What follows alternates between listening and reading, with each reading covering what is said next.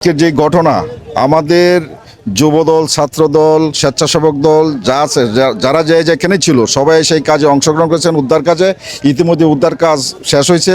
আমাদের যে দুইজন ব্যক্তি মারা গিয়েছেন তাদের দুজনকে উদ্ধার করা হয়েছে, প্রথমে একজন, পরে এই মুহূর্তে একজন। আমাদের নেতা, আমাদের কাপাসিয়ার অভিভাবক শাহরিয়াজুল হান্নান বারবার খোঁজ খবর নিচ্ছেন, তদারকি করতেছেন। উনি কিছুক্ষণ পর পর ফোন দিয়ে খোঁজ খবর নিচ্ছেন যে উদ্ধার কাজ কতটুকু হচ্ছে এবং এদেরকে উদ্ধার করা হয়েছে কিনা। আমাদের নেতা শাহরিয়াজুল হান্নান সাহেব বারবার এই তদারকি করে যাচ্ছেন।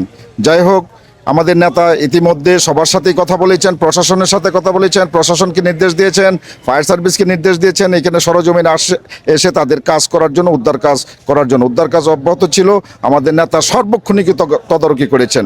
যাই হোক, আমরা এলাকাবাসীর পক্ষ থেকে আমাদের নেতা শাহরিয়াজুল হান্নান সাহেবের জন্য দোয়া চাই এবং আপনারা সবাই ওনার জন্য দোয়া করবেন। গুরুত্বপূর্ণ তথ্য দিয়েছেন আমার নজরুল ইসলাম ব্যাপারী। আসলে ওনার মাধ্যমেই প্রথম এখানের যে সমস্যা হয়েছিল সেই তথ্যটা জানতে পারি। 3 দিন আগে এখানে যে নদী ভাঙনগুলো শুরু হয়েছিল তার ফেসবুক লাইভের মাধ্যমে এবং তার সচেতনতামূলক কর্মকাণ্ডের কারণে দেখতে পেয়েছিলাম। আর এই ক্ষেত্রে যেহেতু আজকে সকালবেলা এই দুর্ঘটনাটি ঘটেছে এই অঞ্চলে, সেই ক্ষেত্রে এই প্রথম থেকে আসলে উনি ছিল এবং ওনার তো এই আহ্বানে এই অঞ্চলের বিভিন্ন রাজনৈতিক দলের সংগঠন এবং বিভিন্ন সামাজিক সংগঠন এবং এই দুই অঞ্চলের যুব সমাজ স্বতঃস্ফূর্তভাবে নিরলসভাবে সম্পূর্ণ ব্যক্তি উদ্যোগে তারা সকাল থেকেই, ঘটনা ঘটার পর থেকেই কাজ করা শুরু করে এবং ফলশ্রুতিতে এখানে প্রশাসনের লোক আসে, ডুবুরি আসে এবং একটি পর্যায়ে গিয়ে ওই মৃতদেহটি পাওয়া যায়, যা ছিল এই অঞ্চলের জন্য এই মুহূর্তে স্বস্তির খবর।